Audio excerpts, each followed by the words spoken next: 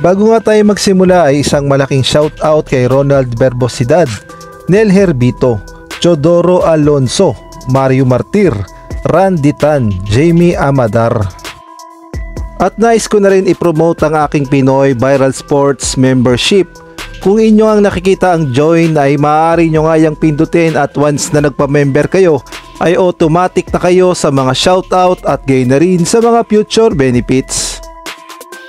Pag-usapan nga natin itong si Renz Abando at ano na nga ba ang lagay niya para sa Gilas Pilipinas dahil alam naman nating lahat na marami nga ang nagre-request na sana daw ay muling makabalik si Lakay Renz Abando sa Gilas Pilipinas dahil napakaganda nga ng kanyang ipinakitang performance partikular na nung FIBA World Cup. Kaya naman marami ang nagre-request sana daw ay isama si Renz Abando sa Gilas Pilipinas na gagamitin sa Olympic Qualifying Tournament na mangyayari sa July. Ngunit ay na rin mismo sa report ay eto palang si Renz Abando ay naghihintay lamang ng tawag ni Coach Tim Cone at handang-handa siyang magserbisyo muli para sa Gilas Pilipinas, partikular na sa Olympic Qualifying Tournament.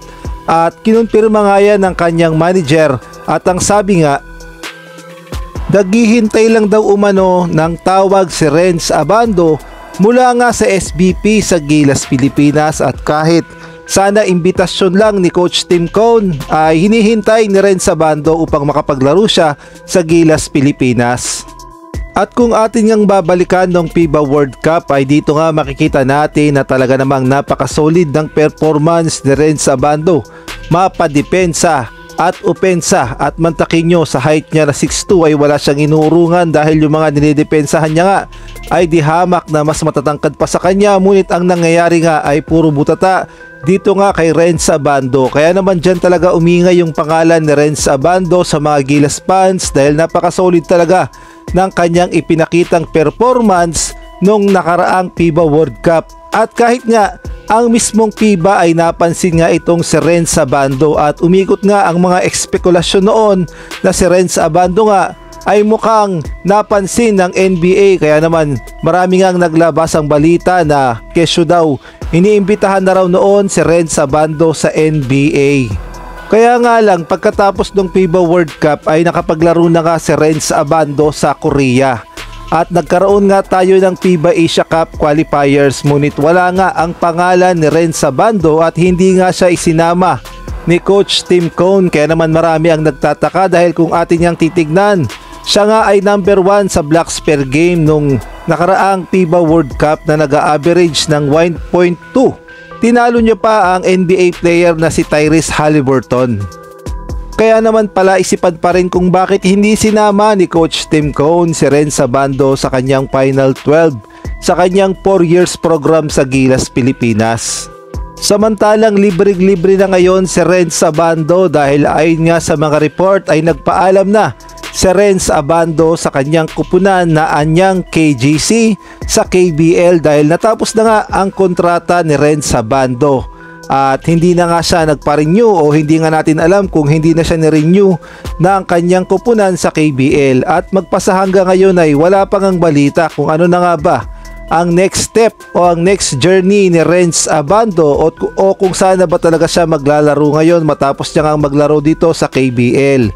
Pwede daw maglaro siya sa Japan, sa Taiwan, pwede rin sa PBA kung sakasakaling malaki ang offer niya doon. Ngunit pagdating naman sa usapin sa Gilas Pilipinas ay 100% na committed itong si Renz Abando at naghihintay lang talaga siya ng tawag kay Coach Tim Cone. At pwede naman talaga siya sa Gilas Pilipinas dahil unang-una injured si Jamie Malonzo.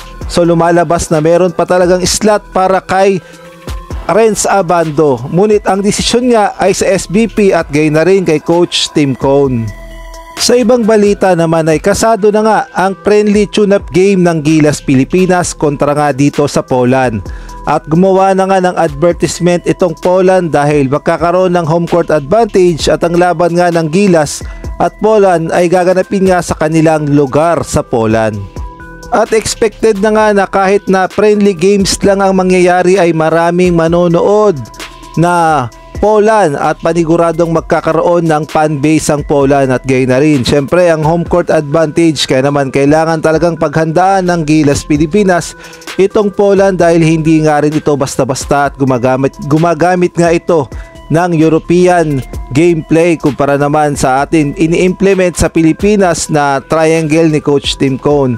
Ngunit ang masasabi ko lang ay meron namang team chemistry ang Gilas Pilipinas dahil magkakasama naman yan sa PBA, sa Overseas League at gayon na rin yung mga collegiate player, kaya naman sa tingin ko ay may pag-asang manalo ang Gilas Pilipinas dito sa Poland. At atin naman kilalanin ang mga potential na lineup o mga player na ipangtatapat nila sa Gilas Pilipinas.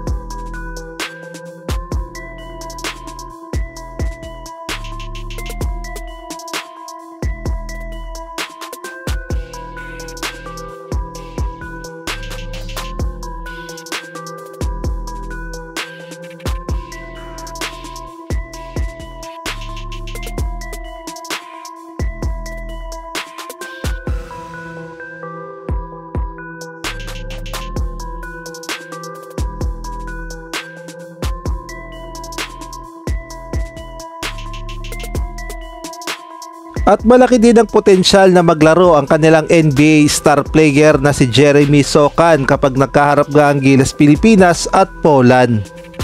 At sa magiging laban nga ng Gilas Pilipinas sa Poland at gayon na rin sa Turkey ay malaking bagay nga yan dahil magkakaroon sila ng learning experience at lumalabas na makakatulong pa ang Poland at ang Turkey upang lumakas ang Gilas Pilipinas at mapaghandaan talaga ang main event kontra nga sa number 6 na Latvia at gayon na rin sa number 23 na Georgia.